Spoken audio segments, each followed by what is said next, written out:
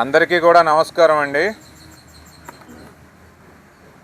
ఈ మధ్యనే వైకాపా నాయకులు ప్రెస్ మీట్లన్నీ కూడా చూస్తూ ఉన్నాం. మరి మేము కూడా అపోజిషన్లో ఉన్నప్పుడు ప్రెస్ మీట్లు పెట్టేవాళ్ళం, కానీ ఒక సందర్భం వచ్చినప్పుడు పెట్టేవాళ్ళం. ఇది ఏదైతే ఉందో, మీరు భోగాపురం ఎయిర్పోర్టు మీద రిపీటెడ్గా మాట్లాడడం మాత్రం మీ స్థాయిని మీరు తగ్గించుకున్నట్లుగానే మాకైతే అనిపిస్తుంది. చాలా క్లియర్గా క్రెడిట్ అంతా తెలుగుదేశం పార్టీకి వచ్చేస్తుంది కాబట్టి ఈ ప్రెస్ మీట్లు పెడుతున్నట్టుగా తేట తెల్లంగా ఉంది. మా కోసం కాదు, కానీ మీ మంచి కోసం, మీ విలువ తగ్గించుకోకుండా ఉండడం కోసం ఇటువంటి స్టేట్మెంట్స్ ఆపుకోవాల్సిందిగా తెలియజేస్తూ ఉన్నాము.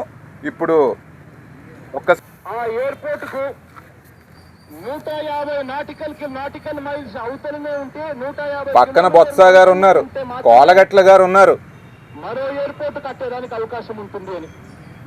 మరి ఆ ఎయిర్పోర్ట్ నుంచి, విశాఖపట్నం ఎయిర్పోర్ట్ నుంచి ఇవాళ ఈ ప్రాంతం కనీసం 20 నాటికల్ మైల్స్ కూడా లేని పరిస్థితిలో ఉంది.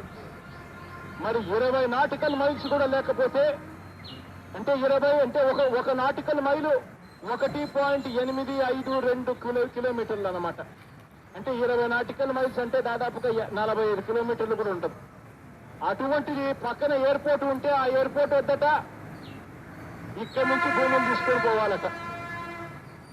ఆ ఎయిర్పోర్ట్, విశాఖపట్నం ఎయిర్పోర్ట్ 980 ఎకరాలు.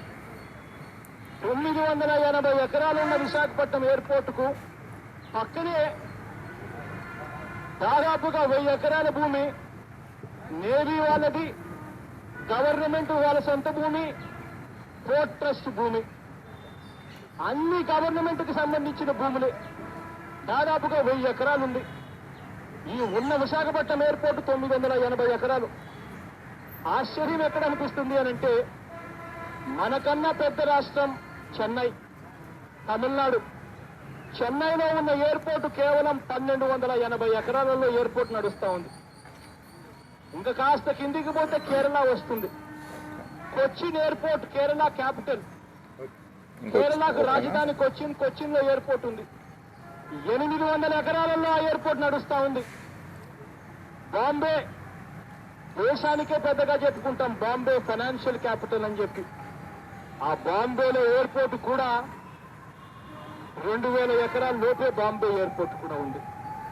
మరి కేరళ ఎయిర్పోర్ట్ 800 ఎకరాల లోపే, చెన్నై ఎయిర్పోర్ట్ 1280 ఎకరాల లోపే.